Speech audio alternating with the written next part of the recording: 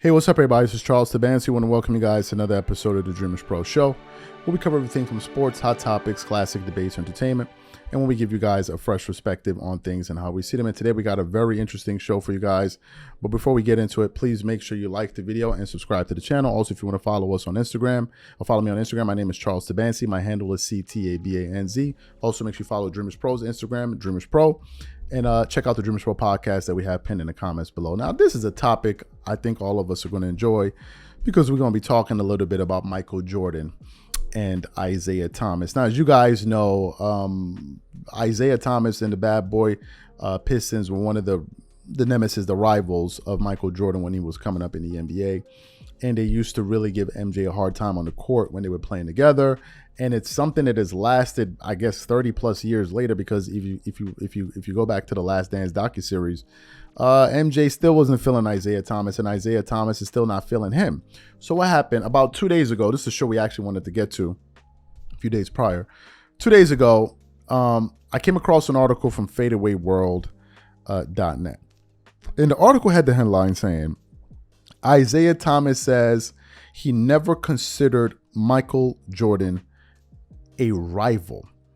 And when I read that headline, I said to myself, a lot of people are going to take exception to what Isiah Thomas had to say about, Michael Jordan by saying that. Why? Because a lot of people consider Michael Jordan to be the greatest player of all time. And when you say things like you never consider him to be, competition, is going to rub a few people the wrong way. But to be fair to Isiah Thomas, he is always quantified or explained, why he felt that was. But today I want to focus on his comments. But before we get into exactly what he said about MJ, this video is brought to you by a brand new sponsor, Factor Meals. If you're like me or anybody that works at Dreamerspro, chances are you're a very, very busy person, especially during the lunchtime when you don't have time to go to the grocery store, pick out fresh ingredients, and come back home and cook healthy, delicious meals. Sometimes we're so busy that you just end up finding yourself making a ham sandwich or something like that, which isn't really ideal. And this is the reason why we are excited to be partnering with Factor Meals. Factor Meals is America's #1 ready-to-eat meal kit. You can choose from up to 35 gourmet meals. Every meal is packed with premium ingredients, crafted by Factor Meals' team of culinary experts and designed by dietitians to ensure that every meal is packed with premium science-backed nutritional quality.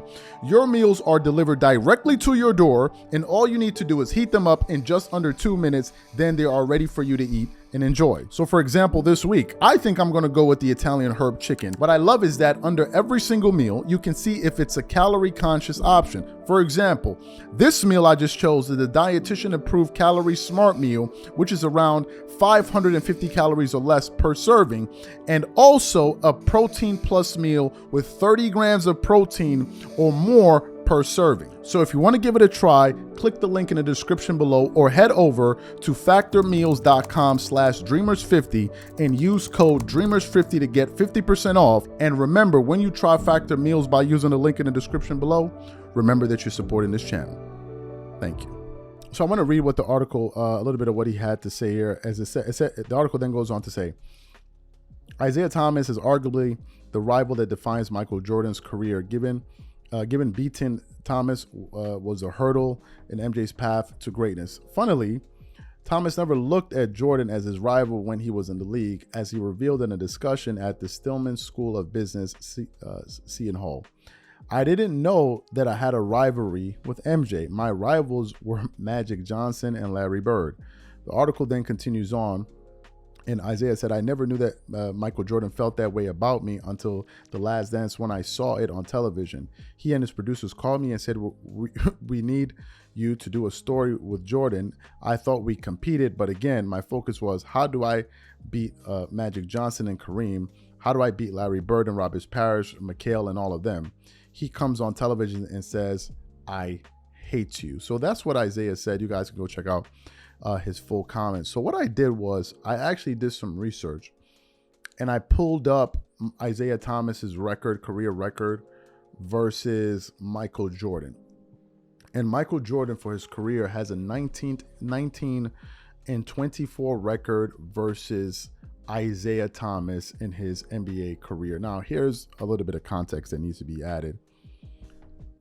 Number one, MJ played for about 5 or 6 seasons without an all-star. Scottie Pippen, if we look up Scottie Pippen, and I want to get some of these numbers correct, because a lot of people tried to hold this against Jordan, like, oh, what would you have been without, Scottie Pippen, which to me is absolutely ridiculous, because we could say that literally about almost any other top 10 player that won a championship. What would Magic be without Kareem? What would, like, it's just stupid. What would Shaq be without Kobe? So for the fact that people even try to use it, to me, is incredible. Jordan was drafted in '84. Okay, Scottie Pippen was drafted in '87. So first 3 years of MJ's career, no Scottie Pippen, right? Then Pippen gets drafted in '87. Now, when did Scottie Pippen turn into an NBA All-Star? Scottie Pippen made his first All-Star team. He became an All-Star caliber player in 1990. That means that for 6 years in his NBA career, Jordan was not playing with an All-Star. In those 6 years, while he wasn't playing with an All-Star, let me give you some of his numbers. Jordan, as a rookie, came into the NBA in '84, averaged 28.2 points per game, 2.4 steals, 5.9 assists, 6.5 rebounds, and 84% shooting from the free throw line, 17% shooting from the three. There's a reason for that, because he didn't attempt any threes. And he shot 51% from the field. Following season, that's the season he broke his leg.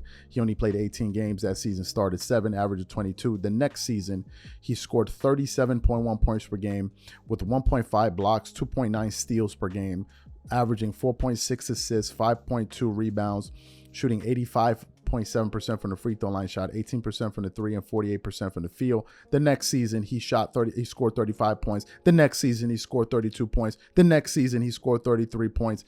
And all of those years, Scottie Pippen wasn't doing a damn thing for Michael Jordan. The year Scottie Pippen turned into an All-Star, let me give you his stats that season. MJ averaged 33.6 points per game. I got you 2.8 steals per game, which led the league. Which led the league in steals, and he led the league in steals 3 times, by the way. Got you 6.3 assists, 6.9 rebounds, 85% shooting from the free throw line, 37.6% shooting from the 3-point line, and shot 52.6% from the field. Let me give you guys Jordan's stats in the playoffs. Those years. 1990, he averaged 36.7 in the playoffs. The year before, he averaged 34.8. The year before that, he averaged 36.7. The year before that, he averaged 35.7. The year before that, in only 3 games, he averaged 43 points per game. Now let's go look at Scottie Pippen's numbers those years in the playoffs, because a lot of people like to use that against Jordan. Let's look at the years. So in 1988, let's look at Jordan. In 1988, when he played with Scottie. That year, Jordan averaged 36.3 points per game. Let's see what Scottie Pippen gave him that first year. That year, Scottie Pippen gave him 10 points per game in the playoffs. 0.8 steals, 2.4 assists, 5.2 rebounds. This is the guy that Jordan couldn't win without. The next season, in the 89 season, Jordan averaged that year. The next year, he averaged in the playoffs 34.8 points per game, 2.5 steals, 7.6 assists, 7 rebounds per game. Let's see what Scottie Pippen gave him that year. Scottie Pippen gave him 13 points per game, 1.4 steals, 3 points. So Scottie Pippen only scored over 20 points per game in the playoffs, or started scoring over 20 points per game in the playoffs in 1991, and that was the first year they won the NBA championship.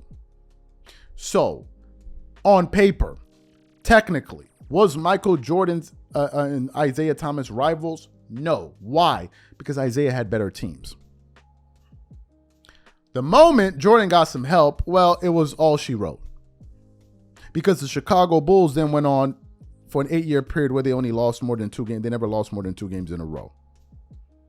For the next 6 out of the next 8 years, they won the NBA championship. Jordan wasn't even there for one of them. So technically, Jordan, he went 6 out of 7 years where of those 7 years, he won championships. And that year before he came back, he had missed an entire year of playing basketball, half a year, when he came back with number 45. And the team that beat them, the Orlando Magic, the very next season, they came back and swept them in the first round. We're not talking about any old fellow. We're talking about MJ. So yes, He wasn't his rival because he didn't have a good enough team. Don't play with Jordan's name. He's a bad boy. Did y'all see those numbers? Did y'all hear those numbers? Jordan, although Wilt leads him in overall 40-point games, all time he has like 200 plus 40-point games. MJ has 173. Jordan was the greatest scoring machine this league has ever seen. That's why he holds the highest scoring average for the regular season and the playoffs. And get this, Jordan got considerably better in the playoffs. Very few players do. He took his game, which was already at the GOAT level, and took it to another level in the playoffs. This is the caliber of dude we talking about. That boy was no joke at all. There's nobody you bringing and putting up Jordan numbers. Nobody putting up those type of numbers. No, and winning ringing off championships. So to me, man, Isiah is right technically, but there's a reason for that. And for the people saying Scottie didn't win without y'all saw those numbers. Come on, like you saw the numbers. These are my thoughts. So what I want to know from you guys, what do you think about what Isiah Thomas had to say about Michael Jordan in terms of their rivalry? Whatever you guys think, leave your thoughts in the comments and we catch you on the next show. Peace.